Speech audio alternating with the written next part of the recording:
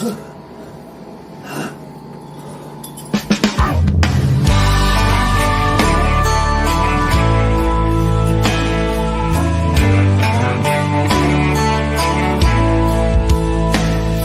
was driving somewhere between Gallup and Winslow on an old stretch of Route 66. At the end of his rope, looking for hope, but he found this old bar here instead. The neon was dusty, the door hinges rusty, on the window a handwritten sign. Between the Paps and the Coors and the two swinging doors, faded words, but he read them just fine. If you cheat, hope it's death that you're cheating. If you lie, lie with someone you love. If you fight, do it for the right reasons. If you drink, then come drink one with us.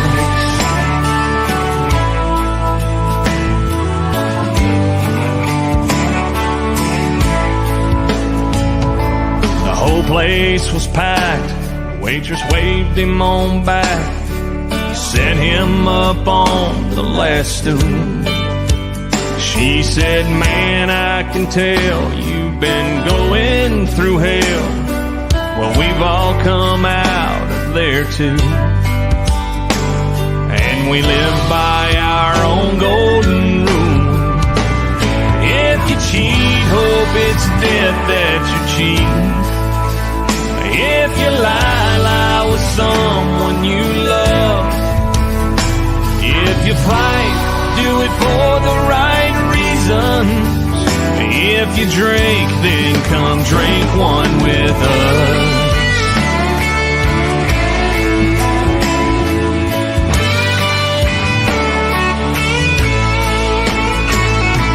All we can do is the best that we can. So we're all sinners, forgivers, and friends. If you cheat, hope it's death that you're cheating. If you lie, lie with someone you love. If you fight, do it for the right reasons. If you drink, then come drink one with us. If you drink, then come drink one with us. Drink one with us.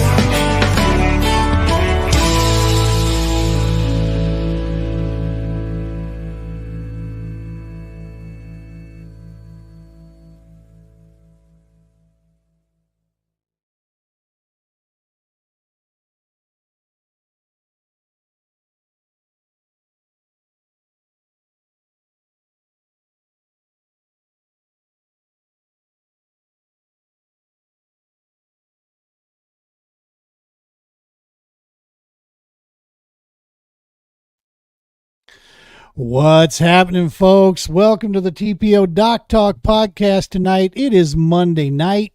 You know what that means. We're going to get stuff cranked up. We got a heck of a show for you tonight. We're going to be talking some fishing. We're going to be talking some bass news. We got some cool announcements to make first up. Stick with us, folks. This is going to be a blast tonight. Let's get it moving.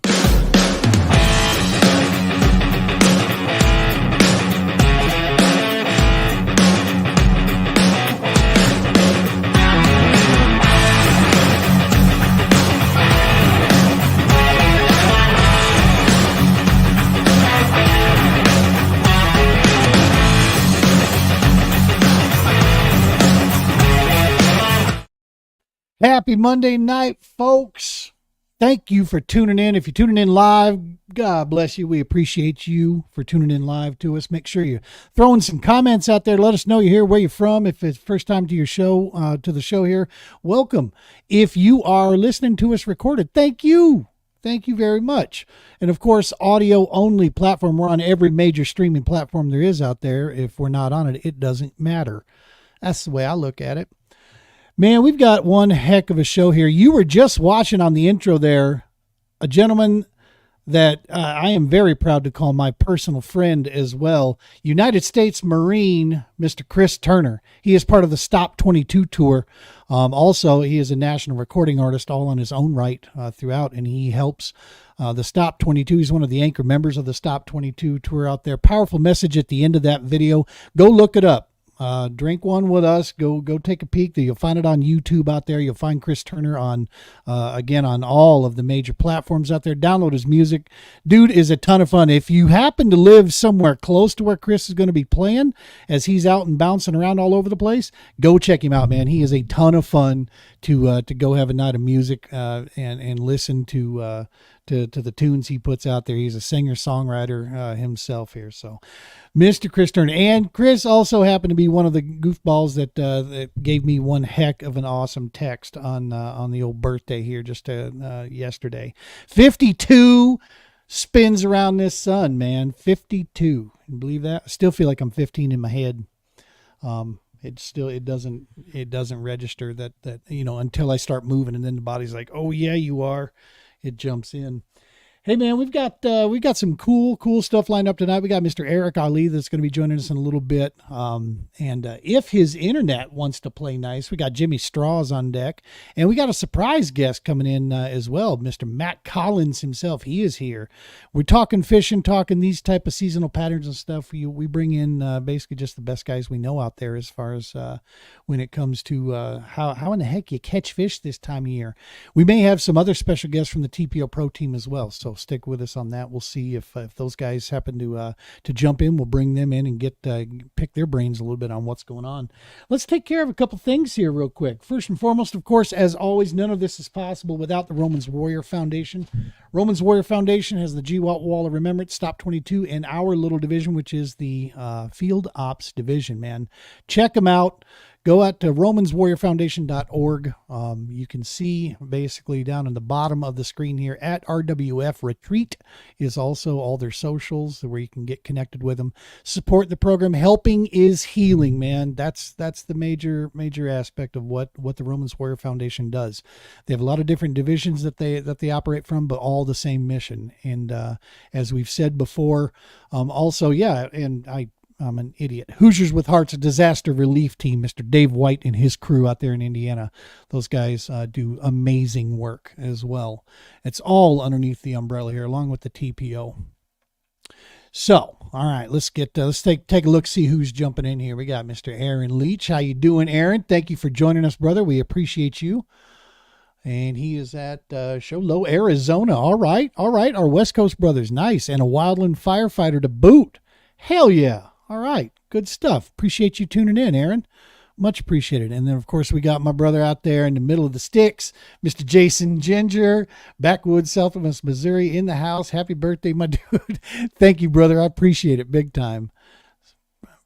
Appreciate that. What do we have here? This says, saved a veteran's life with my Christmas light show, Heroes Christmas Tribute. All right.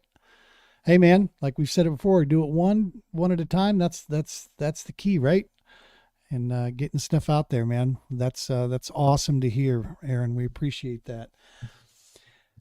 Couple things. Let's go down the list here. First and foremost, I want to say this to all of the veteran and first responder and civilian community that's tuning into this.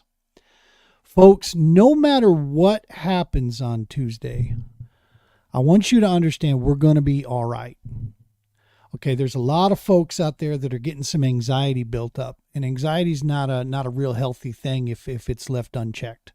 Okay, we're going to be just fine. The reason we're going to be fine is because of what this country has endured over the course of its history, and our foundation, our Constitution is in place, and above all, we the people, we have each other. So no matter what happens, despite the fear mongering that's been going on out there, we're going to be just fine regardless of the direction. Okay. The way we do that is by sticking together, coming together, and being smart about this stuff. But what this also is a good time to remind is that buddy check system. All right. Check on your buddy, your battle buddy out there. All right. If you haven't checked in a while, do so. I don't care. Even if you're a civilian, all right, it doesn't matter. If you're a civilian and you know a first responder, a vet, whatever, check in on them, see how they're doing. Go out, have a beer, go out to lunch, go to supper, make a phone call, throw a text, something. Okay. This time of year, with all the stuff that's been going on by the stupid commercials, oh man, here's the silver lining. We're almost out of it. We're almost out of those commercials, y'all. We're gonna get through this. No more of that mess. Also, holiday season kicking in. While it is a joyous and awesome time for a lot of folks, for other folks, it can be a challenge. All right. And so just remember that. And that's why it's even more important this time of year, maybe than other times, that we reach out. And you know what? Veterans Day is coming up. It's a hell of a good reason. If you needed more than that, Veterans Day is coming up. Remember to reach out, touch base with all of our vets out there, and let them know how much we appreciate them, how much we're very, very thankful for them. On this similar note, I'm going to make the official announcement. We've been talking about it. They've made the announcement. We'll make the official announcement. We are joining the Heroes Media Group. If you do not know who they are, go check them out. Find them on all the socials out there. We are going to be joining a large contingent of other podcast shows that are all based around veteran support services of some kind. We are doubling down, as I told you before, folks, on that content where we are going to be driving ourselves further and further into those areas. We're still going to keep the fishing coming at you, okay? The outdoors is never going to, if I'm involved, outdoors is going to be in there somewhere. But we are also going to be divvying up this and really focusing on topics that are important to our veteran brothers and sisters out there, and to our active military, our first responders. We really want to make sure that we're putting content through there so that they understand that we are here as a resource. We know a ton of people out there. We have had the fortunate chance to meet an amazing group of other organizations that provide services and support, and that's what we want to share, man. We do not want to hold this information in. We want to be able to get that information out there. So it's going to make for some really cool interviews, introducing you to some cool people that we get a chance to meet and work with. Again, I'm going to put it here on all of our channels. Heroes Media Group. Go check them out. Go take a peek at them. What we're waiting on, I'll be straightforward and honest with you. My StreamYard is going to be lapsing. My year StreamYard will be lapsing sometime around the end of November, early December. I've got to double check it again and look. I know I've got until the end of November. StreamYard was bought, y'all. They were bought, and the new people have decided that they could nearly almost double our yearly rate, damn near. And so basically at that point, I was going to tell them to go pound sand and bail on them, because that's just asinine. It's ridiculous. I can understand gradual increases, right? But almost double our yearly fee for just a couple more features here and there. Sorry, folks. That's, what made StreamYard kind of awesome before. It was an affordable platform. Now they're not. They're beyond. So, however, having said that, because I'm going to be joining Heroes Media Group over there with that, we have a larger contingent. They have resources available for our show. So we're still going to be on every one of these channels you're watching us right now on, but we're just going to be on additional channels that go with Heroes Media. And like I said, we're going to have brother and sister podcasts running around out there all over the board, man. It's going to be super, super cool. Mr. Adam Bird and I have spoken at length of that, and I'm excited for that to unfold there. So it's going to be a good time. Be looking for that. That'll be coming up. All right, man.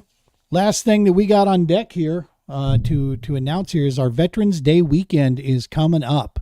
If you have been registered for this event as a volunteer or as an attendant, you will have received an email from me. If you have not, that means you've not filled out that form, and I need you to do that immediately, so that we make sure we have the kayaks and the food for you.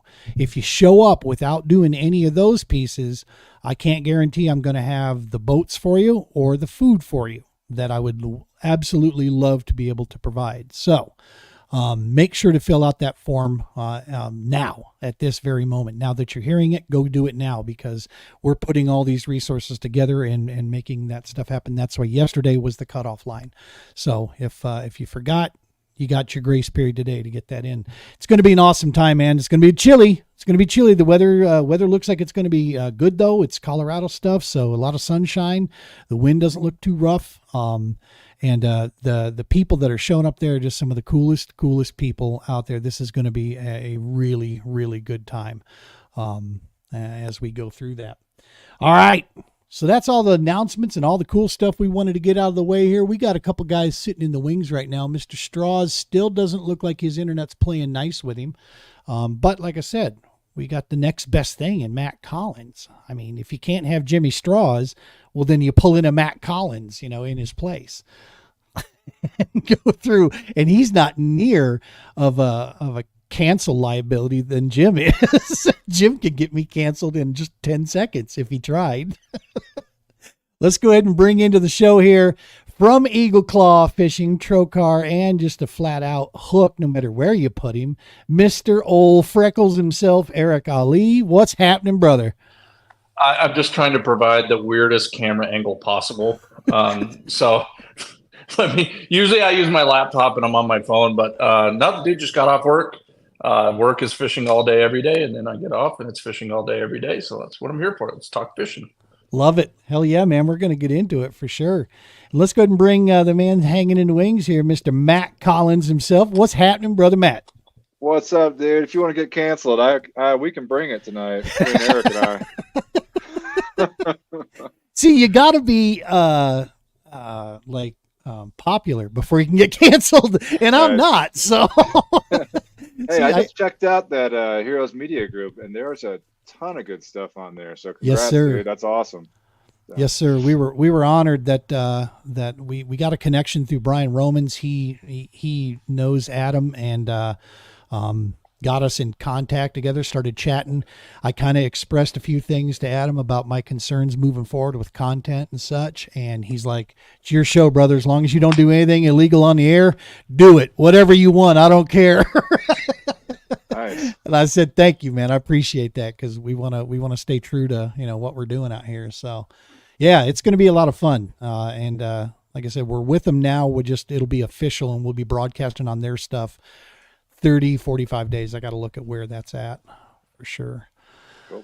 Taking a look here at any more. Let me see here. Yeah, we got some people tuning in. That's awesome stuff. All right. So the first things first, let's go ahead and just dive right into this big bomb drop that happened out there. That's got people running all over the place, man. This is so funny how watching people where they're landing on this topic right now.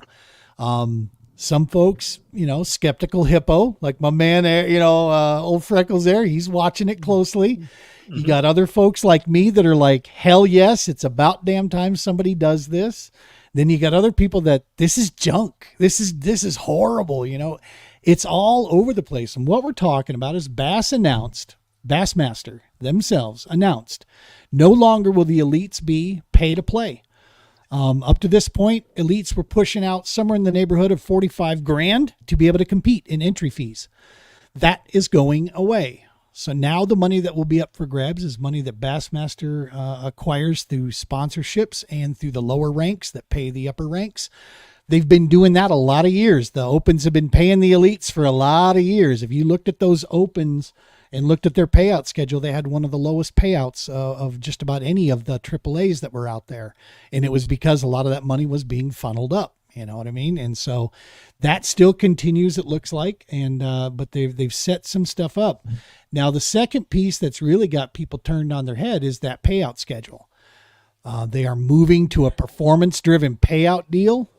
And no longer is a top 50 going to be probably a way to make a living. Which I got my opinions on that thing, but that's got everybody blown up here. So let's just go ahead and start going around the table. Eric, talk to me. What's your initial take? What's your initial thought? This isn't new. The anglers have been calling for this for about 20 plus years. They've been wanting somebody to do this and do it right this time. I don't want to say our dreams are crazy, but you look at the highest level of the sport, which to me is still BASS, right? Basically you work your way up through the local ranks. You Well, actually, you don't have to. You start fishing the opens. You pay to play. You start fishing the opens. You qualify for the elites, and you have just earned your way to be a customer. That's what you are, right? That's what it is. And how this has changed, if we want professional athletes come on, dude. I fish tournaments. Clearly, we're not athletes, but professional fishermen. If we want it to be more than what it is, the step one is to quit pretending. And I think this is another version of pretending. You look at the payouts. How many people can make a livable wage? You know, you got the three of us on here, and everybody watching this. We all know that you could be the best stick in a tournament in your head, or whatever that means. You could be a good stick and still finish a tournament dead last. You can be an accomplished angler, and we're fishing against the hammers in our area. Think about fishing against all the hammers in the country, and knowing that, okay, I think Milliken, I'm sure we all watched Milliken's video. He had a great finish, qualified for the Classic, all the rest of the stuff. He would have effectively, I think, lost 30 grand with the new payout schedule. So this is a guy that's making money elsewhere. It's a thing where I think Bass's attempt is very neat. That's my way of remaining positive. But I don't think that we can get to where we want to go until we're honest. And I think that that's a brilliant marketing move. Let's be clear. All of us are talking BASS right now. It's a brilliant marketing move. Does it move the needle forward towards professional angling, or does it inch them forward a little bit ahead of everybody else in the attention, whatever you want to call it? So it's super long-winded way of saying good try. Like, honestly. Right. Well, I think what's important here is to understand that this is a first step, right? I mean, let's look at Bass's history. Bass doesn't take a crap without a plan. Mm-hmm. They are not the shoot from the hip, want to be first to market, right? That's just not who Bass is. For the longest time, they operated with no competition. Then they had competition, and then that competition kind of faded to the point where, yeah, you guys pay better, but we actually make anglers popular if they come with us. So they almost kind of had competition in the FLW, but kind of didn't. You know what I mean? So they've enjoyed this the whole time. Now there's no question when you look at the BPT field, that is still the top earning tournament anglers. Literally the top 10, I think, are, they're all still there, I think. So when you look at that, there is competition there now for real.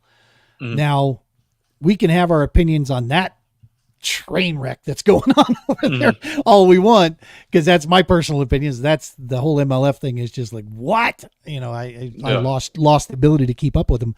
But Bass wants to make sure that something's profitable before they move forward. And I referenced the Bass Kayak Series.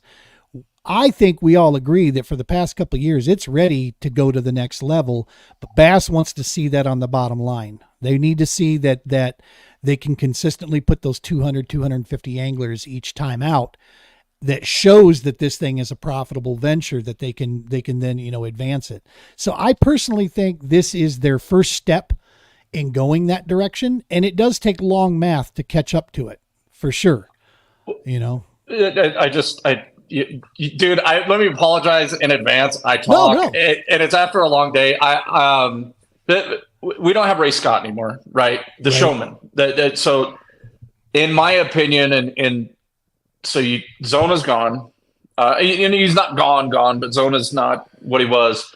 I think that when professional angling becomes a livelihood that's based on performance, I don't think the organization that makes that happen is even a thing yet. I don't think Bass could do it. I don't think MLF does it. I think it's going to be somebody with a vested interest, maybe somebody with products or something like that, that's going to come in. They're going to take the bits and pieces where we've been struggling through, and they're going to put it together. And then on the BASS, on the kayak side, I'm sure there's less politics on the kayak side than there is the boat side, and probably closer to something.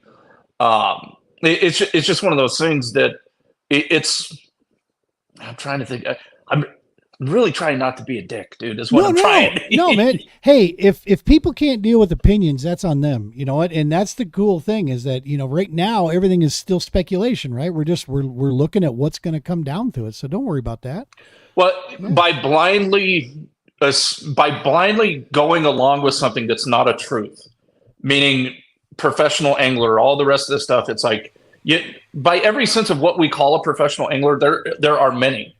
In the idea of knowing that you're going to make money if you step onto the field, there are none, right? There's none. It doesn't exist.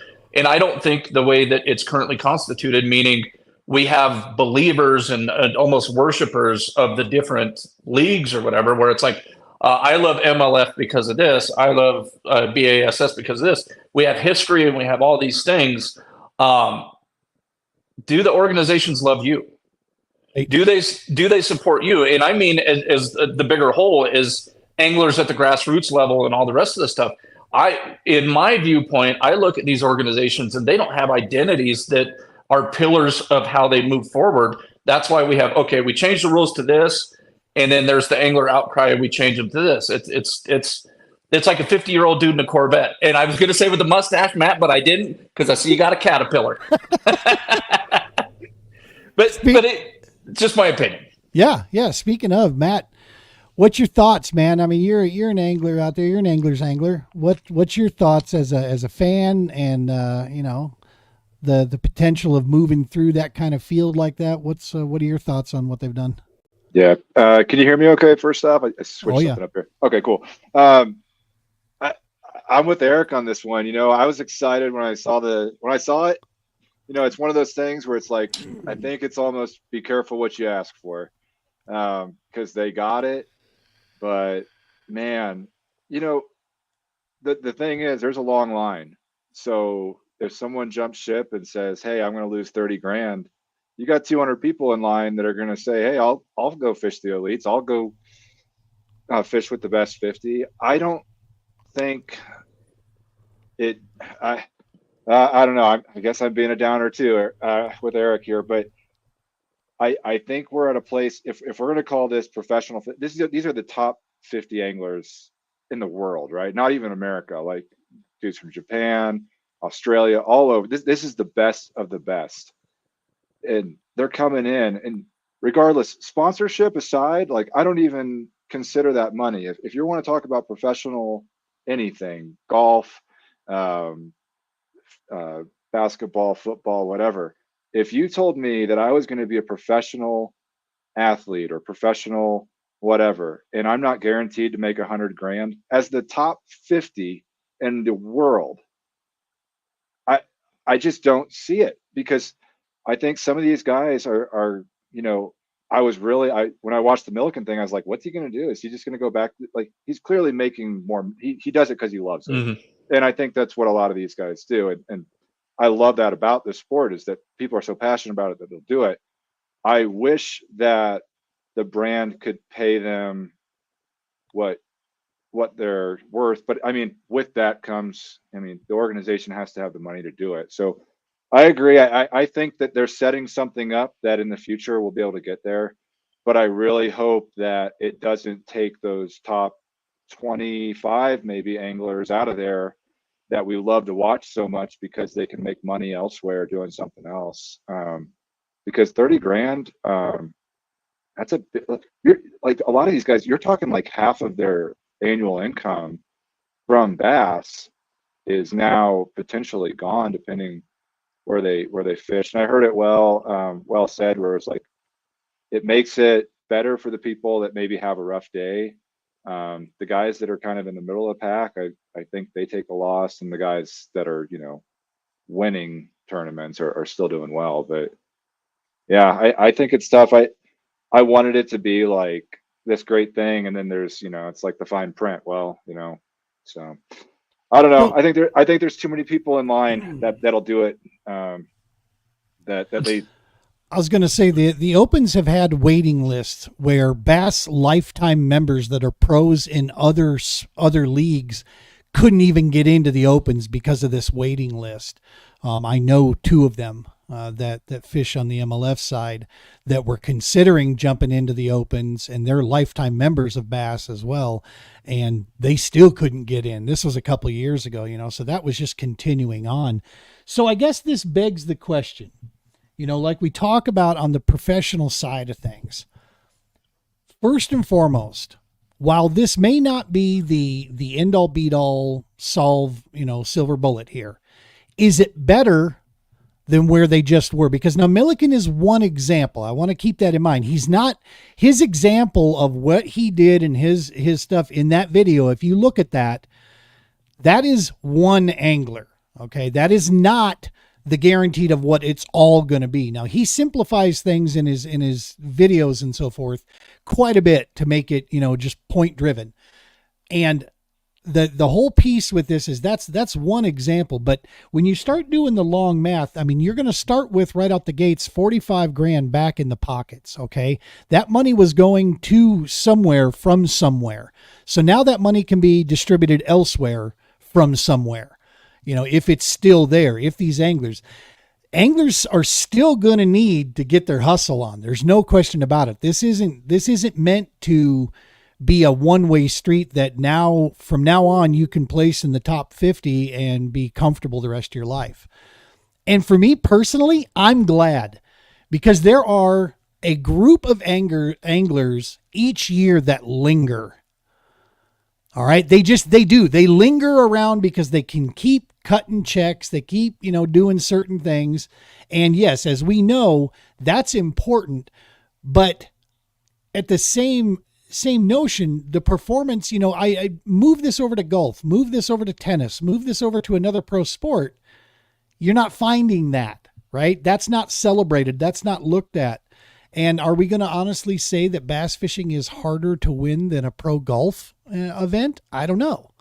I mean, I'm not a golfer, so you can find some similarity, but I guess the question I wanted to ask both of you guys, your opinion, is this better than what they currently were doing? Is it a step forward at the very least? Eric, what do you think? I think it's a marketing ploy more than it is anything else. I think that when you take the entry fees out of it, it makes you feel good. You know what I mean? But when you look at the payouts, so in every professional sport that we're talking about, like I've got a fat ass, but I don't have the goofy pants. So everything I say with golf is going to be kind of, guesstimate, however you want to word it. But you have journeymen with every sport. For every Michael Jordan, there's a Bill Cartwright. You know what I mean? So these guys that would make a check, they can make a living being middle of the pack. They fight for their lives every couple of years, and there's a storyline built in with that. You know what I mean? So it's just one of those things with me where there's a reason why in the NFL and Major League Baseball and all these sports that you have collective bargaining agreements. The athletes get together, you know what I mean? They form a union of some sort, and then they bargain with the league, because the league is always looking out for their best interests, as they should be. It's a business. And the anglers, or the people, the athletes, clearly we're not athletes, whatever you want to call us. And I'm not a pro either, so take everything with a grain of salt. But there has to be some middle ground. What's happening with all these leagues, and I know I'm lumping them in together, is they make moves without even talking with the anglers sometimes. And this is one of the biggest problems. It's why the Rockies suck. I'm all over the place tonight, dude. It's why the Rockies suck. Why do the Rockies suck? It's because everybody wants to go to the stadium. They want to drink beer. They don't care if the team sucks. So they're selling tickets. We're selling tickets to a dream that the only people that truly understand it, like all of us on here, we can go back and forth and we can say, well, this is what, and this is what, and all the rest of stuff. But the fact of the matter is we're not playing the game. You know what I mean? So we don't really understand it. So that's why whenever I feel conflicted, which I really didn't, I was skeptical hippo immediately. Yep. You look at the reaction of the people where it's like, this is my livelihood and this is how it impacts it. Dude, I haven't seen a lot of positives from the people in the game. I've seen positives from other people going, well, $45,000, that's a lot. And it's like, okay, if you knew this was the game going in and you had your entry fees paid and you knew with those entry fees, you could make money by finishing top 50th, it's not a solution. So I should just shut up, dude. You know what I mean? Right. Like it's I just don't think it's it. You know, I really don't. Do I think MLF's it or any of the rest of the stuff?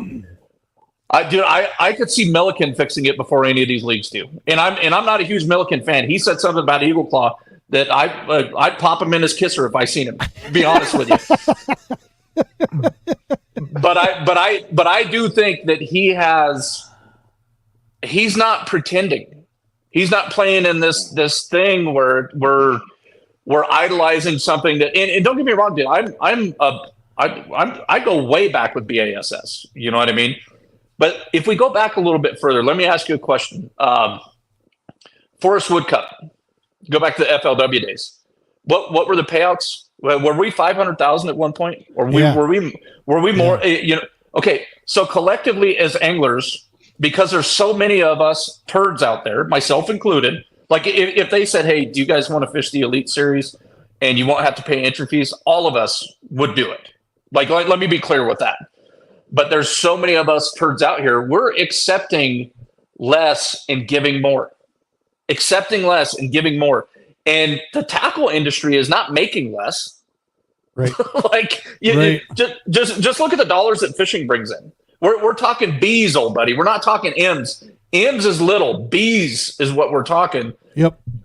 So we're moving the needle with product. We're doing all the rest of this stuff. It doesn't add up to me. And what do I know? You know what I mean? I'm just I love aspiring hermit.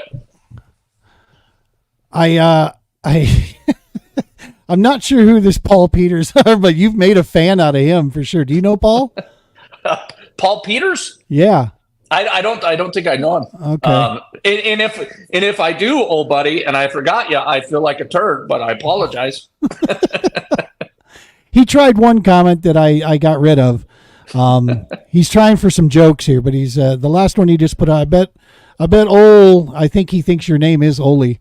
Reads the newspaper at the strip club. Any rate. Yeah. I most definitely do not. I've only got eyes for my sweet lady, old buddy. That's right. Matt, so same question to you. Do you think it's better now? Is this a step forward? Is it a lateral move? Is it any better than what it currently was? I guess that's the question I'm curious of people's opinions on. I think it's worse. And the reason I say that is looking at it right here, just from numbers, 20th place, $4,500. They're spending more than that on the week going out there to fish. So if you told me that, granted, like we want to be a professional thing. If you told me that I had to spend potentially more money than to get a top 20, like you're going in the hole.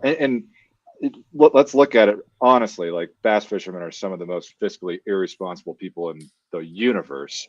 With the bass boats we're buying, electronics and gear and you name it, and we'll go into debt for anything to catch some fish. I just don't think you can call that a professional league at the same level as you're calling some other stuff. I don't think it's there yet. I really wish it was. Eric probably knows way more about this, but I think it's going to take another thing is that a lot of the non-endemics are pulling out.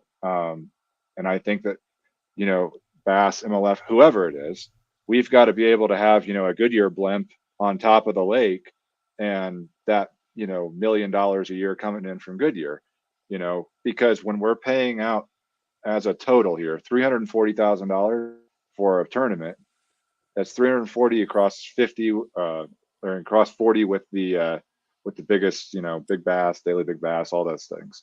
340,000. I don't think it's a lot of money, for the top guys in the sport.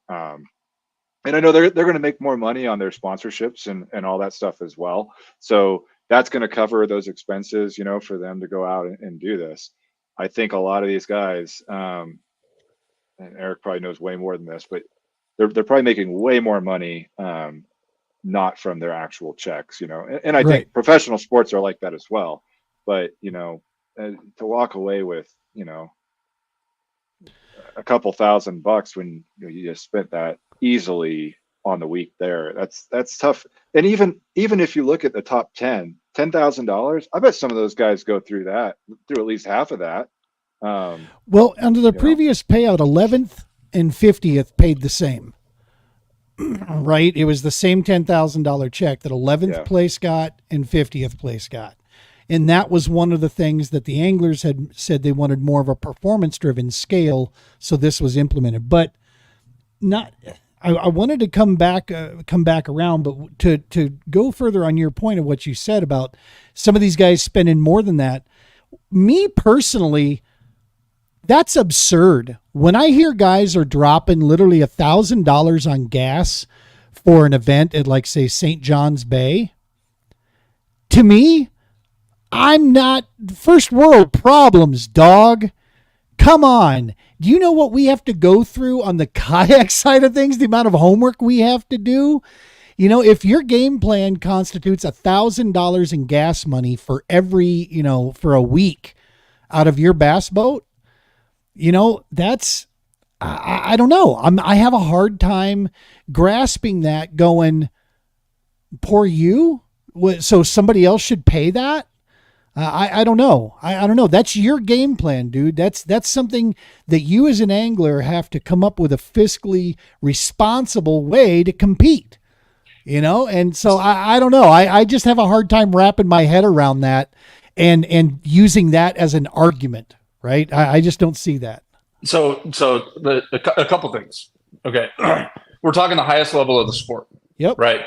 This is no stone unturned, nothing like that. I want my baseball players taking all the steroids. I want them hitting out of the park.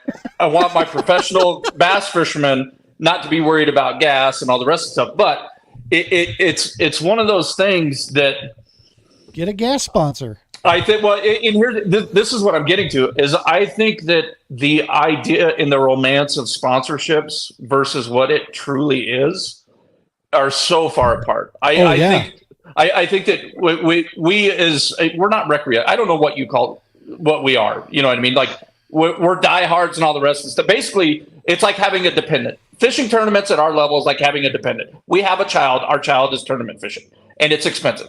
Yeah, right? It is. but the thing is like, if you look at let's say Gerald Swindle, I guarantee Gerald Swindle's doing just fine. Okay, now name the next 25 people in the Elite Series. And all 25 of them, that they weren't even getting some of their entry fees paid. You know what I mean? So this thing where we're all playing with the same sponsor money and it's a big thing. It's just, and Matt's thing, talking about non-endemics going out and all the rest of the stuff. It's actually why it's broken. That's why the kayak thing, like I said, I think they're probably playing with peanut oil a little bit better than the boat thing, is because it has turned into and has been something that you finance with something else. You tournament, like how many tournament fishermen are also, they own a bunch of real estate. How many tournament fishermen come from money? How many, like, it's not all of them. There's some diehards that really worked their way up. Like the barefooted dude from I think Northeast. He was a rookie this year, fishes jigs all the time. Can't remember his name. Freaking love the guy. Walters? It's just, no, it's not Patrick Walters. It's a young dude. It was his rookie year this year. He's got a mullet. Yeah, awesome guy. Awesome guy. But this goes into the bigger problem where how do you make $1 million in bass fishing? You come in with $1 million, right? Like it's all those old adages, and it's one of the things where I think it's easy for us to look at and I don't mean easy, like I'm not taking shots at you, Gene, not yet anyway. But no. It's okay. Take shots, homie. I love you. Okay, let me tell you a happy belated birthday first, and then I'll take the shot. So, all right, nice. Appreciate that. It's easier for us to look at the individual than it is to look at the system. We always look at the system like, well, these guys are providing this platform for these people to compete and all the rest of the stuff. For every $1,000 bitch about gas, what about the line items on the budget for the company that's running it? And that's what it is. It's a company. So it's one of those things where, if it was up to me, the tackle industry as a whole would be just like FUBU, old buddy, for us, by us. Tournaments would be for us, by us. Everything would be for us, by us. But we got to quit kicking our own ass. And that's what we've been doing since I've been tournament fishing. Tyler Williams, Donald Brower, I was talking about you today, old buddy. But that's what we do. We kick our own ass. And I'm not talking about you bringing up the gas, Gene, and kicking our own ass. What I mean by kicking our own ass is, okay, that's it. This is not fiscally responsible. BASS, MLF, we have to sit down and have a talk. Old Freckles wants to have a talk. I'm tired of spending my money with you. I don't feel like it's a sound investment. I think we can do better. And they're going to go, Old Freckles, didn't know who you were in the first place. Don't let the door hit you where the good Lord split you. There's 1,000 other people that are willing to embrace this suck with a smile on their face. Yep. Well, and you can, that your point is proven though, because you go back to just a few years ago, why 80 of the top anglers in the world left FLW and left Bass to go start something under the umbrella, the auspices of no entry fee competition. And 2021, that dissolved, went away, and they went back to entry fees. This is where they're at right now. And having said that, now you got MLF talking 150,000 to first place. They're boasting, so they're finally playing chess. I'll give them that, because up to this point, Bass was playing chess and MLF was playing checkers, Chinese checkers, but checkers nonetheless.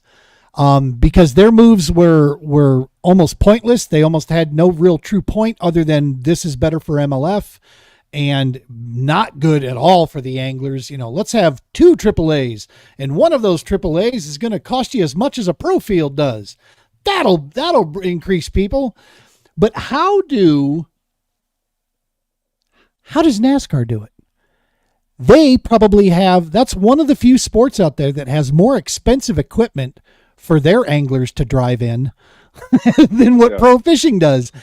And they find ways to make money. These race teams, there's money galore to get behind NASCAR. And NASCAR hasn't had a hit, I think, since freaking, Obama McCain, right? I mean, NASCAR has been struggling, but yet they still field a crap load of, cars out on there that are a couple $100,000 a piece. And they roll to the track with 5-6 of them, 3, or at least 2 or 3, and then a couple other $150,000 engines sitting there, ready to go.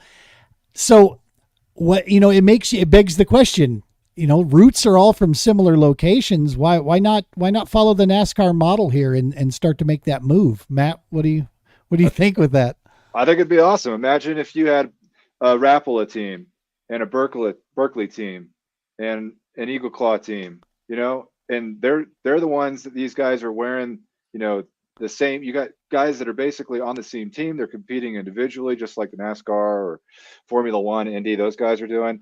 I think it has to, they were on TV, and they are a little bit. I think they managed that kind of poorly, but honestly, I think some of this is one of the things we were just talking about was, what's going to fix this. I think that I don't like unions, but I think there has got to be some sort of way for these anglers to be heard. You can't just, a rules change, maybe. When you change the payouts for people and they all hear it on a press release, I don't think that's right. I think that, the anglers should hear it first, and maybe they heard it like 5 minutes before. I don't think they did, but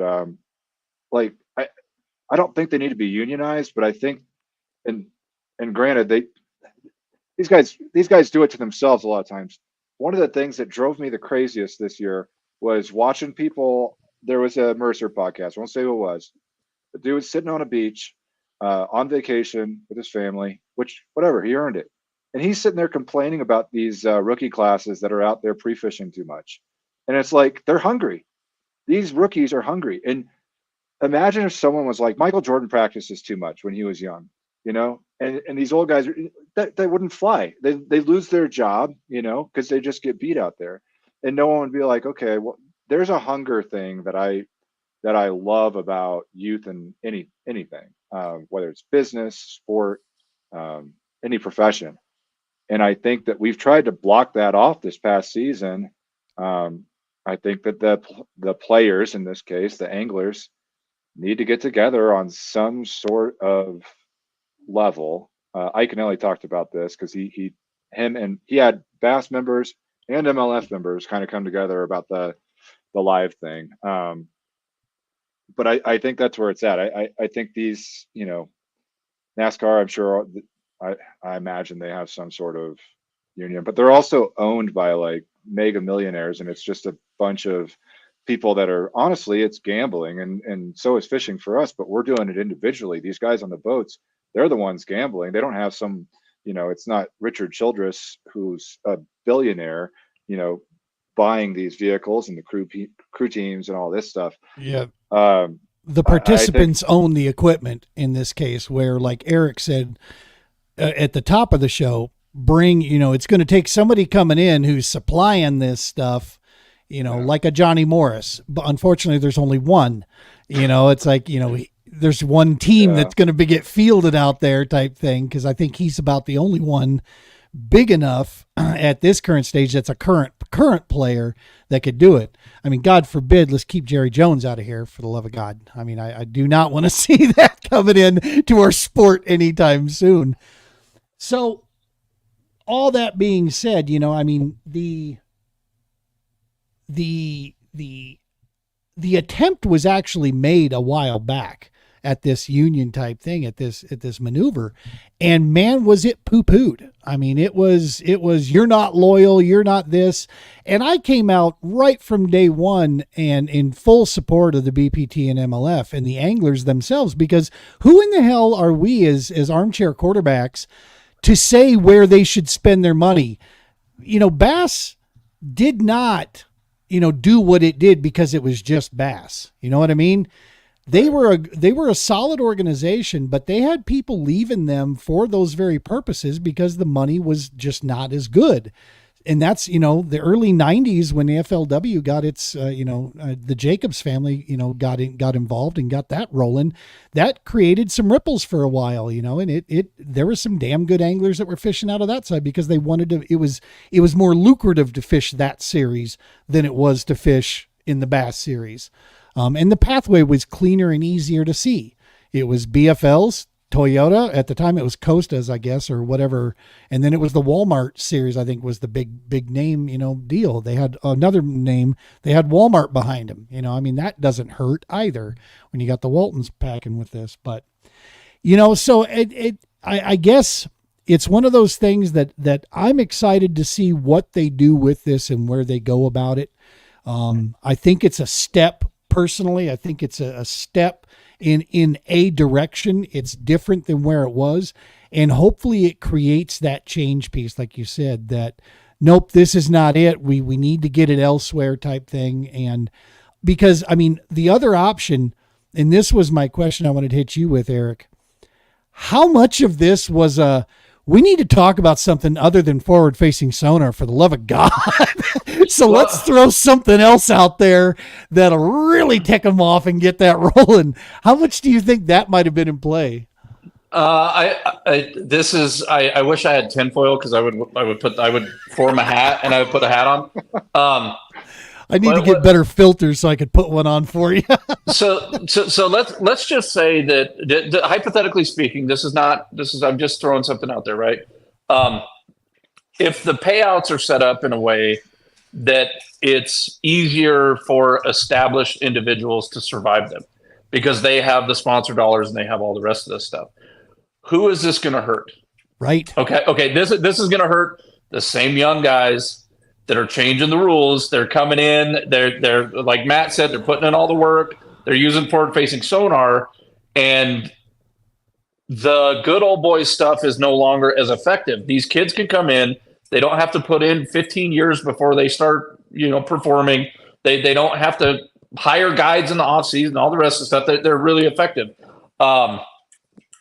Is this that, or is this moving the goalposts to keep the same people comfortable for as long as possible?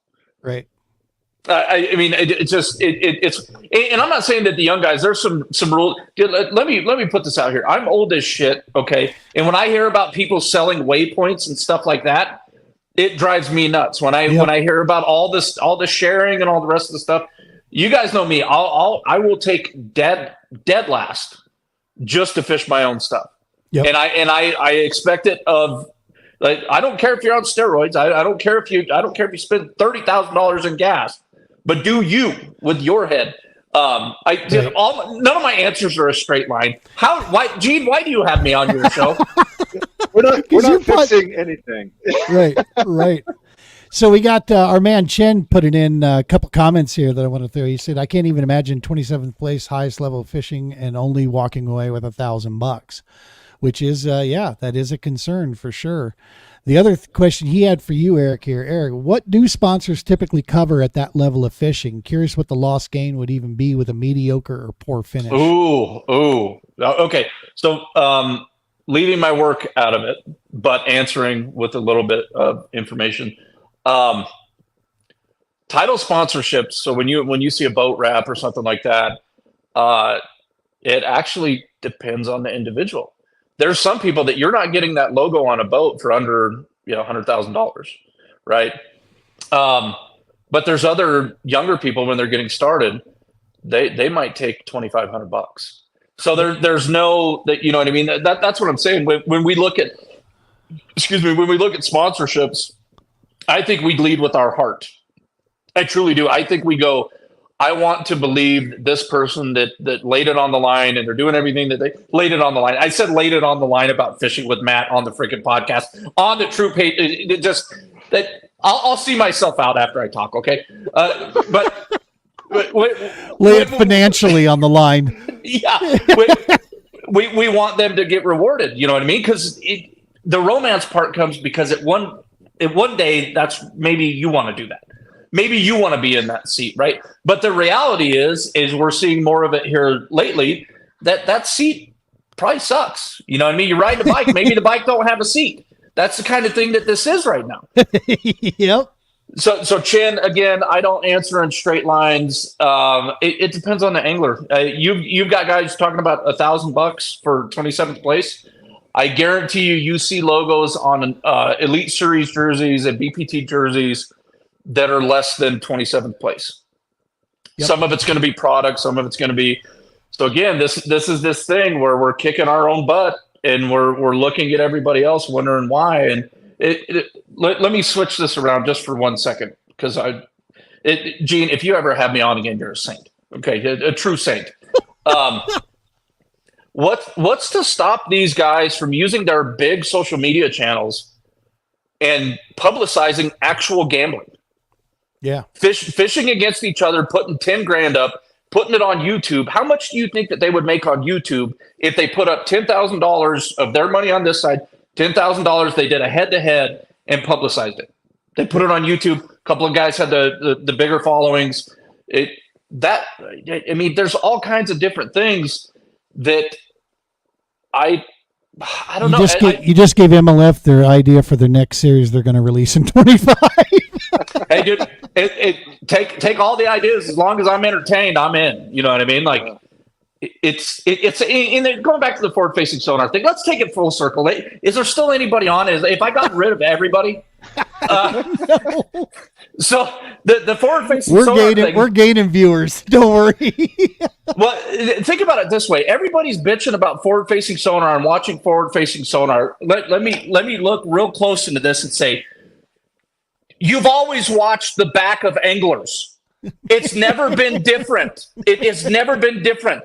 The difference is we used to watch an hour-long show on ESPN on the weekends, and they would condense all that material into something that made sense. You know what I mean? It was like, I got to watch everything in an hour. Now we're so neurotic as anglers. It's like, dude, I'm going to watch this guy fish for 4 hours and act like I should be entertained for 4 hours. Can you imagine the pressure on Zona and Such and JT Kinney and all these guys to make something Dude, I love both of you guys. I'm not sitting in the back of the boat and watching you cast. Right. Okay? So it's I don't even know where I was going with that. I hope I answered the question. Yeah, I don't either. That's all right, man. That's all right. Well, cool, man. So I think we've pretty well covered this thing. Well, at the end of the day, let's wait and see, right? That's what it's going to be. We've got some guys excited, some guys not. And so, yeah, it'll be curious to see how 25, or to be honest with you, it'll be curious if something happens between now and then that changes that. especially with MLF releasing its new highest payouts possible, type thing. We'll see what goes on there. The MLF's issues are still in the fact that you got to get through the invitationals, which cost you as much as the pros do. So you got to do it twice to even try to get there, which seems, because you can't even get the sponsorship for the invitationals that you could for at the higher level, because it's a AAA at best. So yeah, but at any rate, I think we've kicked and beat that horse to the point of almost glue. So let's go ahead and turn this to more fun topics that I know both of you guys are going to love. This time of year, man, now it's different around the country. I was hoping to get Stoney in here if he was available, but this time of year, you've got this transition thing happening. He's in Missouri. What do you do? I can't leave you guys alone. I just saw that comment, and that was fantastic. I don't know which Matt that is, but wait, do you have a topic to cover that Eric didn't already cover? I apologize in advance.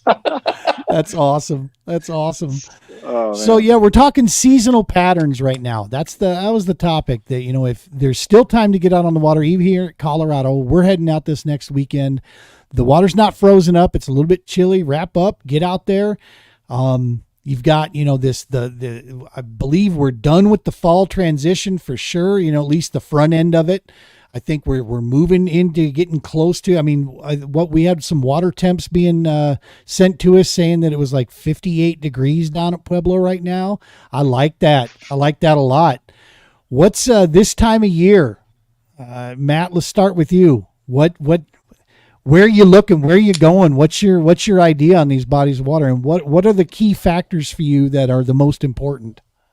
Yeah, well, I think it's still fall. I think that we're Colorado. We're always like way far ahead and way far behind, right? So we're way far ahead on getting into fall and winter, and then we're way far behind on getting our spawn and all that here. But for me, I'll talk about the Ozarks trip that we just did for that Big Bass 250. Flanagan and I went, and shad's the deal in the fall. So chasing that shad in the transition, and they're probably there right now as far as moving back in the creeks and everything. That's kind of the big transition. So zooming out, you got your lake in the summer, everything kind of pulls back off, goes big offshore. There's all your scoping stuff, then it kind of gets back into very much like a spring bite, where they're up shallow, like they are in the spawn, but they're chasing the shad way back into those creeks. Back to the Ozarks, Flanagan and we were looking at where is the coldest water in that possible lake, because they had an Indian summer, which was just the water temps were still too high. There were giant shad balls, but they weren't pushed all the way back in the creeks. They had some cold nights right when we got there, and they had rain right when we got there. Those two things were really good. It dropped, drastically. We found, I think, the only water under 60 degrees in the Ozarks for where we were at, and the bite was good. It was just there were small ones, but people were struggling to catch a fish, and they were definitely moving back. And I think that they're back there probably now, but they'll follow the shad back there. But I think that's one of the most frustrating bites out there sometimes is when there's so much bait out there. Yeah. That, why would this fish want to eat anything that I'm throwing at it, especially if it's not live, which I don't use live bait, but why would it want, my jerk bait or whatever, when it's got literally a million little tiny shad right there to eat? So going back into Colorado, that shad, when they die off, I get excited for that, because now it gives me something to use that I can still get those aggressive fish. So that's why I'm really excited to go this weekend, because I think, we got snow projected out here in Colorado for a few days. I think we're going to start killing these shad off. They're still going to be aggressive, feeding up, and I don't know. Eric, you can probably talk about that. I've heard people say, and Gene, you too. Do you guys think that these fish gorge themselves for winter? I've heard both sides of that. Like they feed up for winter, and then I've heard other people say like, no, they eat all winter long. It's just they eat the shad because they're there. They're just following them. But I don't know if they if they're gorging because they think they're going to like die all winter long or something. So I don't know. I just think they're gluttonous always. Yeah. You know what I mean? Like it's one of those things where the past 3 years, maybe 4 years, actually longer than that, my biggest bass of the year comes in water temps around 40 or like just before freezing is when I catch my biggest bass of the year. I think they're always eating in forward facing sonar. G, and I apologize. What I've been able to witness the past couple of years, bass behavior specifically, it has to be really cold for them to really, really slow down. Like I'm talking really, they're going to continue a lot eating. colder than what we think. Well, yeah, and chasing still as well. So not just like sitting on the bottom like a lump on a log. I'm talking, okay, there's a shad ball and they're still following. So when the shads start dying, and to Matt's point, well, first of all, creeks, what a daydream, right, Gene? Creeks, like multiple creeks that we can go back into. It's just like I start fiending. Yeah. In Colorado, if we did have creeks, they would be SUP creeks. It would be just littered with idiots. But that's when the walleye fisherman in me.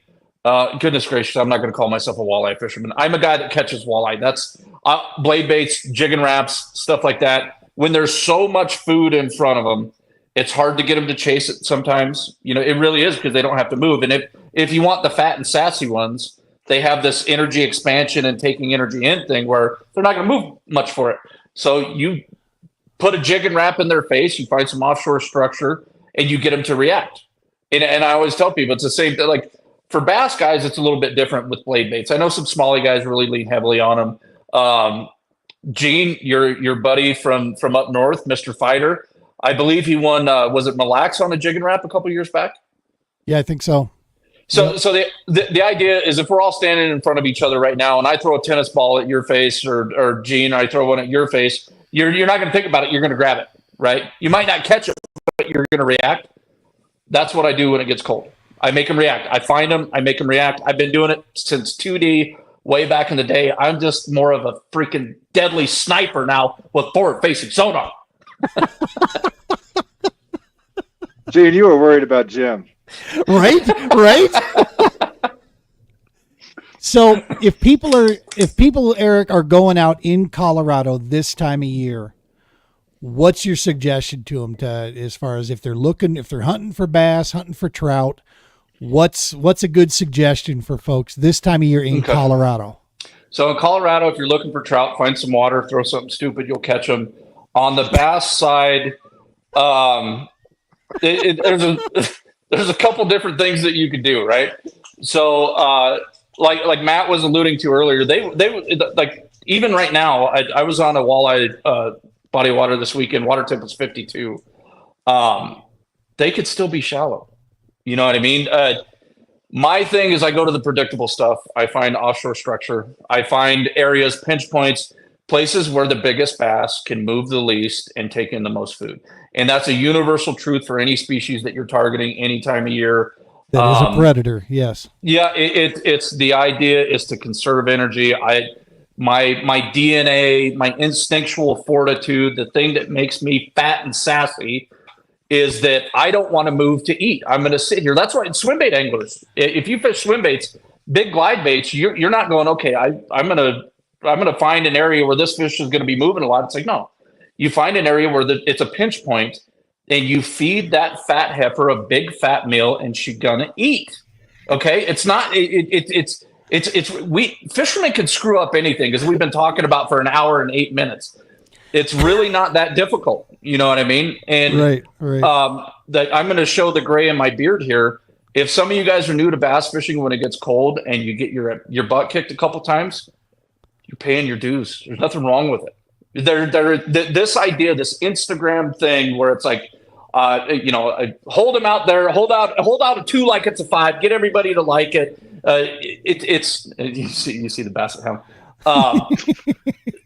That's not fishing. You know what I mean? Like, don't be afraid to get your butt kicked, because when you're trying new stuff, you're fishing different times of the year. Iron sharpens iron. You're getting better. So go out. get beat up a little bit, fish areas that you're not sure of. It's going to make you better. And then, you could pay all your money to lose all your money. Exactly. One day you too can work your way there. All right, Colin. So this time of year, what's your go-to technique? What's your favorite way to go out there and go hunting for them? All right. So really, I do the same stuff all year long, but there's a couple things that I change up in the winter. I love throwing an Alabama rig once it gets cold, probably even a little bit colder than what it is now. But Eric's probably known this for years, but walleye on an Alabama rig is a blast, and especially with forward-facing sonar. That's right. That's right. I've chucked that thing out and I've watched a pack of walleye on the bottom, and you pass like the first one over here, and your bait's coming over, blah, blah, blah.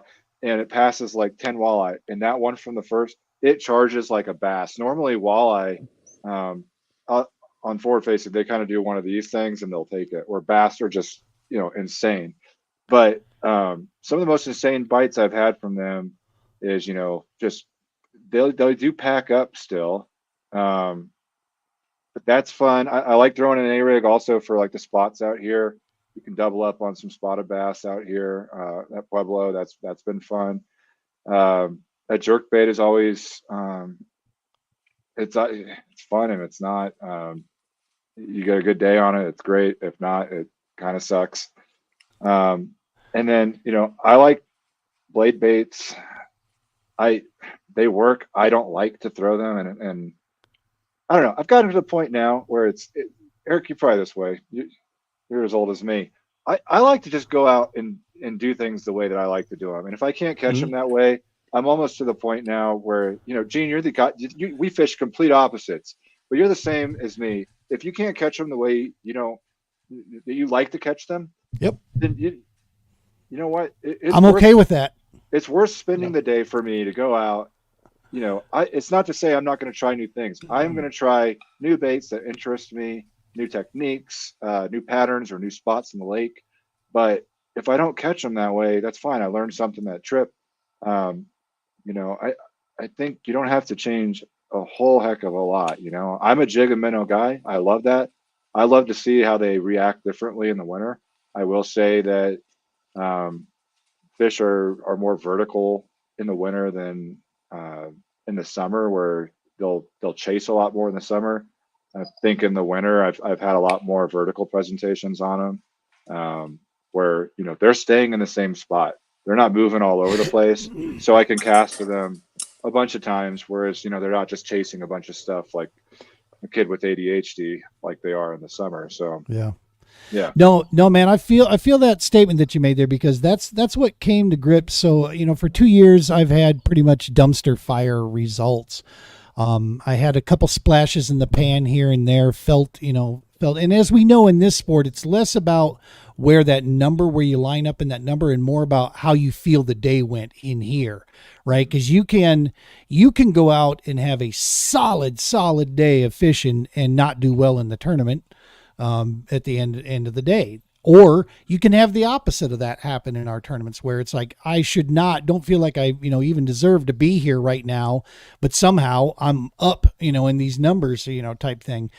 But what I come to grips with was just the fact of that fishing your strengths thing. And I had to go back to my hockey days to really get a hold of this. And that was, I learned early on in hockey that I would rather go out and get tuned up by 13 goals as a goaltender than go out and win as a forward. I wanted to play the game the way I wanted to play the game, and as a goaltender, I was where I was comfortable. I freaking loved everything about that, twisted position that, that some of us with less brain cells enjoy playing. And that's what I brought into fishing. Norton, dude, I was so freaking happy with the Norton CKB event. I ended up, I think, like 11th or whatever, so literally middle of the pack. But dude, I caught fish for 2 straight days. I caught plenty of groceries, 2 limits, and I did it basically on a crankbait, cranking rocks, running to the dam where no one else wanted to go. And I was running that thing and hitting these things and just making small adjustments. It's like, okay, now this time I'm going to move to this way and I'm going to, present this way. I'm going to make sure I'm coming off the rocks and just little deals. And yeah, I had a freaking blast. I got done with the day and felt strong about, I knew we were a couple bites away, from really putting stuff together. Pueblo, same thing. I went after Pueblo and I didn't fish as much of a crankbait there as what I wanted to, but I was able to hit off some drop shot, hit some Nico rig stuff. And I knew that the only reason I didn't have a great result at the state championship was because I was dumb. I was setting the hook like I had a jig on and I had 6-pound test line on a tube jig, and I'm breaking off, like, durr. But yeah, so I get that, man. And that's, hopefully other people out there can figure that out a lot sooner. It took me like 20 freaking years to figure it out, to actually get to that point. But not all of us can be an Eric Allee and just be as versatile, as Allee is. So you're saying you guys are well-rounded human beings? Because I most definitely am not. Well, you guys are both kind of this way too. And I love what you said there, Gene. Like finding a bite that no one else has. And I know Eric finds a stretch that no one else has. Yeah. I was at the Ozarks throwing a drop shot. I was the only one in the whole arm throwing a drop shot, and I love that bite. I saw a bunch of brush piles. I'm like, oh, give this a shot. It's what I know. I only had 1 day of pre-fishing. First time I've ever been there, but there is a joy that comes with, I wonder if this will work. And, it's that mystery, is this gonna work here in a new place? And I love that about the crankbaits, like finding something, no one's doing this, but you found it, it worked for you. I love that. Dude, Eric, you can appreciate this, because when it does happen that I do score that win doing that kind of, oh my God, is that going to be so freaking sweet? I'll take 10 ass whippings to get one attaboy out of that thing. No. Well, and the truth be told, I think statistically, you're probably better off fishing your strengths always, right? Like if we're all students of bass fishing, right? It's when you love the sport, it's what you do. When you really look at some of the guys that are super effective, Tyler Williams is the gentleman that we were talking about earlier. Fishes jigs all the time. That's his thing. He fishes jigs. Couple colors of jigs, that's it. He's not, everybody else is doing a jig and minnow. I'm a jig and minnow guy. You know what I mean? He's fishing jigs. I've referenced G-Man a couple times. How many colors of his ball and out jigs does he carry with him? It's not 45. It's probably 3. You know what I mean? If you come up out here, you learn how to drop shot. It's just what we do.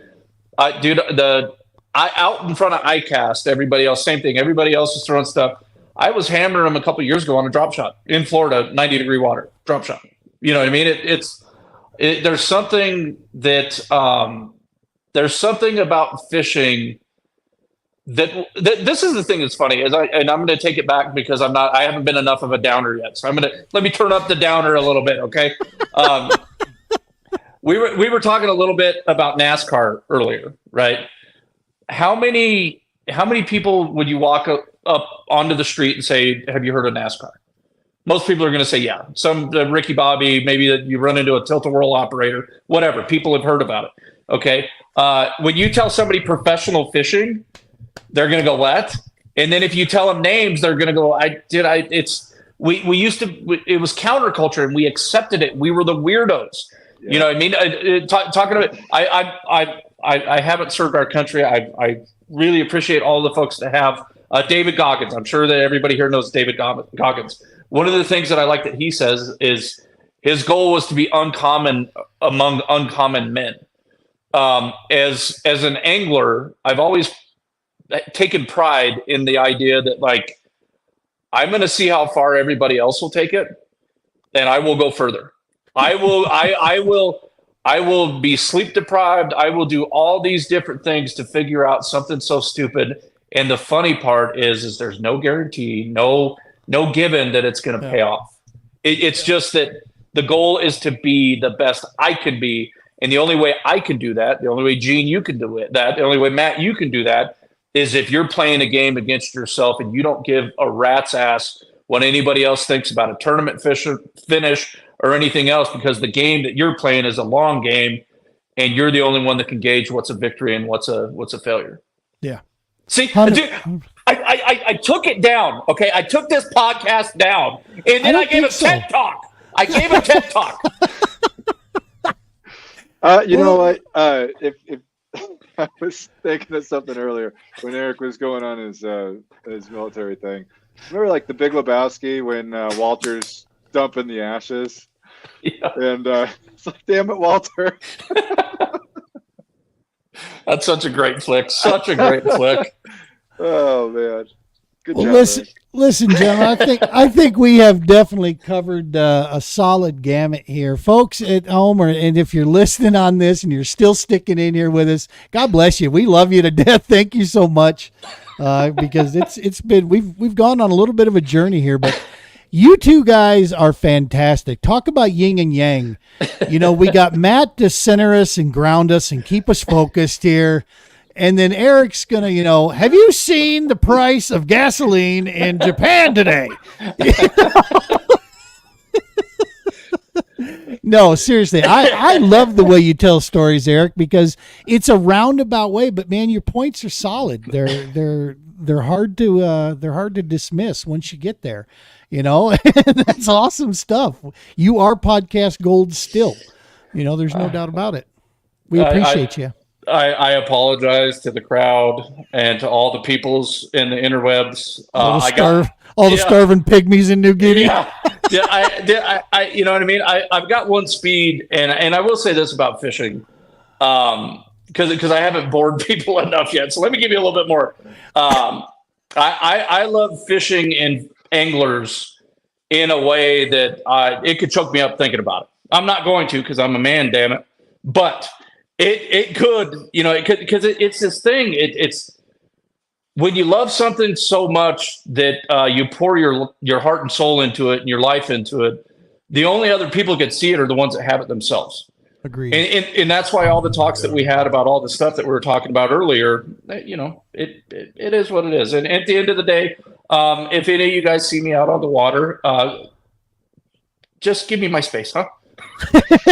That's right. Eric is like the Hunter S. Thompson of fishing. He's a true poet, and he's super raw. I love it. Hell yeah.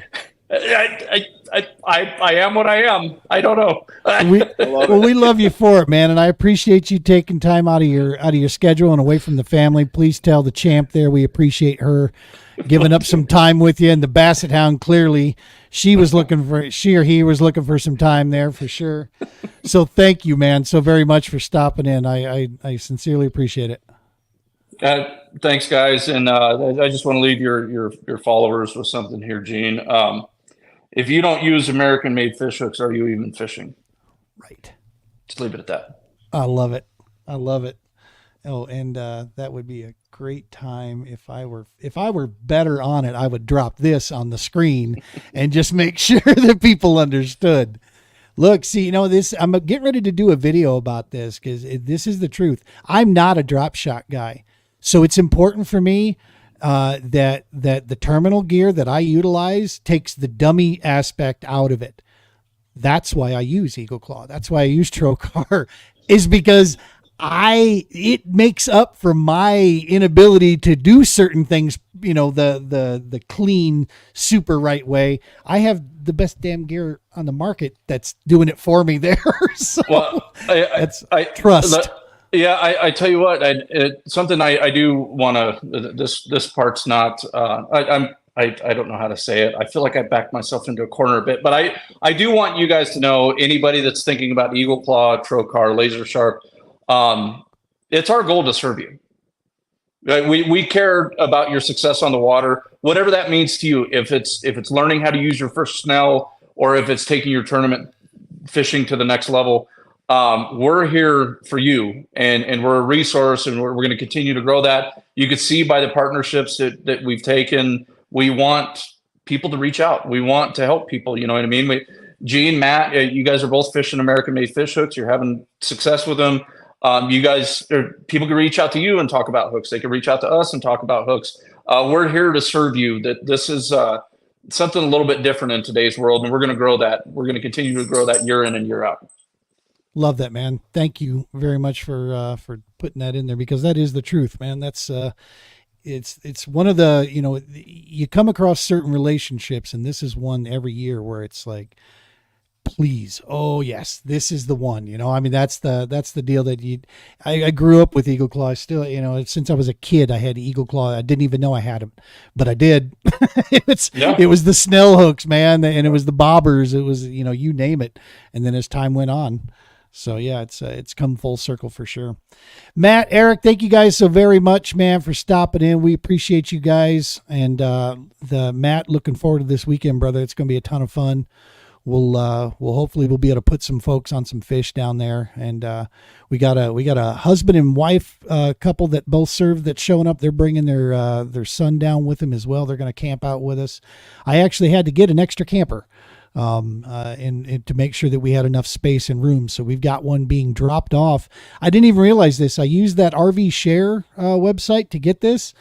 Talked to the guy a few times. We got it lined up. Come to find out, he's a United States Navy veteran himself. So he is delivering it to us for free of charge. Wow. And he's going to come pick it up. Yeah, come pick it up on Monday. So we've rented that. So we're gonna have 3 camp spots, and then we've got another person that's coming in that's going to bring their camper in. That's volunteering to bring in a kayak. And he's going to have another camp spot. So we got 4 of them sitting, 23, 22, 23, 24, and 25. Man, we're taking over Arkansas Point down there. Eric, come on down, man. Saturday, Sunday, if you're available, man, come on down. You and Leslie, let's go fishing. Oh, that'd be great. It's so great what you guys do. And Gene, as somebody that's been in the fishing game in Colorado for a long time, I'm talking a long time, I've seen so many turds come and go. Okay? And the way that you've come in and you've embraced a community that's embraced you, and you've gotten some of the salt of the earth type fellas to work with you to help people. It shows a lot. Like I said, my turd radar is good. Speaking of which, I'm going to have to drop the kids off at the pool here in a second, so I'm going to have to cut this short. But what I'm trying to what you're doing is noticed, dude. You're making a big difference in all the folks that you work with. And speaking of which, just great job. But I'm going to hop out early because I've got some business. We'll talk to you guys. I appreciate you. Thanks, Eric. Oh, I love it. Never a dull moment, man. Dude. Never a dull moment. Well, those are extremely kind words. Thank you, brother Eric. That's it's not why we do it, but I'd be lying if, recognition from your peers that the work you're doing is making a difference. That feels good for sure. I mean, it's something that it's certainly not because of the great pay that we we do this. I tell people all the time, if you're looking to be as maximum busy as you can be and not make a dime doing it, own a nonprofit. That's the best way to do it. No, but he's spot on, Gene. Like you're one of those guys that there's a lot of, unfortunately, especially in the veteran community and nonprofit, there's a lot of bullshit out there. Yes, sir. And I really appreciate how genuine it is, everything that you do. And whenever I have something to bring to Gene, where it's like, hey, I think maybe like this could be a way to reach somebody, like he like stops everything he's doing, like, and he's super laser focused, because you can tell like he's all about, Gene, you're just all about the mission, dude, and getting it done. And I love that about you. So keep it up, dude.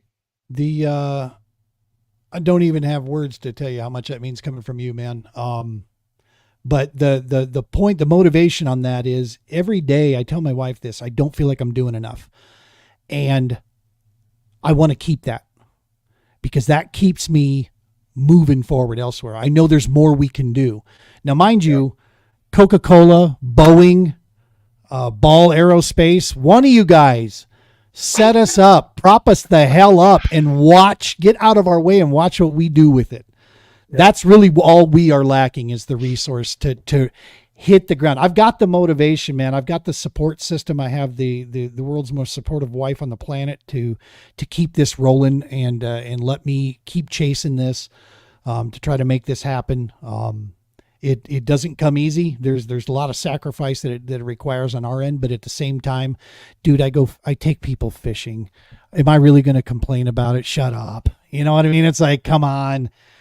So yeah, whatever we can do to keep things moving, open the resource center, make it bigger, and just create that group. And that's what was our whole, I wish there was more the TPO would be able to do so far, but we've got future plans of what we can do with the team. But that was the whole thing, is surround yourself with smart, good people, man. That's the idea, right? Because we can't do it by ourselves. That's impossible. We got to do this together. And so, yeah, man, that's good stuff. And this weekend's going to be that, folks. If you believe in what we're doing, if you like what we're doing, if you like watching, seeing the stories like there, hey, check out your HR department at your large corporation that you work with, because a lot of times they have programs that they want to get behind, programs like ours. And that's really what we need, man. We need that support piece, especially this time of year. We're doing things and making sure that the mission stays moving no matter what. But we definitely need that support out there for sure. So yeah, drop a line. All I need, if you can kick the door open for me, I'll take care of shaking babies and kissing hands. Just give me a name, and let me come in knowing somebody, and we'll get things handled then. So awesome stuff, Matt. I'm gonna let you get back to your family and everybody, and we'll button everything up, get everything tightened up here before we head down, and I'll be down there Friday. Getting everything set up, and then the festivities begin technically Saturday morning. But for those of us getting down early and setting everything up Friday night, I'm sure. So I got the Raptor 6 beef from my man Ray Dolph, U.S. Combat Marine. He runs that ranch out there. So we had to do hamburger. The budget required, it was all hamburger this year. So we'll do burgers one night and tacos the next. So we'll have this. I'm not. I'll bring the booze, but I'm not bringing any of that stuff we had last year. No, no, that was we'll some be like revenge Eric right now. Yeah, exactly. That was No, we'll be professional about it, not mention it, but yeah, that beer did not stay very long. It ran through. No, as long as we don't have a blizzard here on Friday, I will be down Friday night as well. Very cool. So yeah, I'll see you down there. I'm looking forward to it. And for anybody that's thinking about doing an event with TPO, this is the best one. I went just trying to help out last year, and I didn't even realize how much I just got out of it, being able to hang out with people. You spend a day on the water fishing with people, making new friends. That's cool. The time at the campsite was far more memorable to me than the fishing that day. But just love what you're doing, Gene. I'm happy to help out this weekend, and I can't wait. Awesome, brother. Appreciate you, man. And we will see you in a couple days. Cool. See you, dude. All right, brother. All right, folks, we're going to wrap this thing up. Thank you so much for being with us here and sticking with us through the whole thing. We sincerely appreciate you. If you're not in a position to help us find some of that stuff, one great way you can help us, smash that subscribe button, please. Hit the follow, hit the subscribe. YouTube's the big one there, and pass it on to your friends. Subscribe to the YouTube channel. That's a massive one. Folks, we can't do any of this stuff without you. We love you all dearly. We appreciate you and all your patronage through there. Make sure, do that buddy check. Check in on somebody out there. Make sure they're doing all right through these times out here. As always, folks, tight lines. Be safe.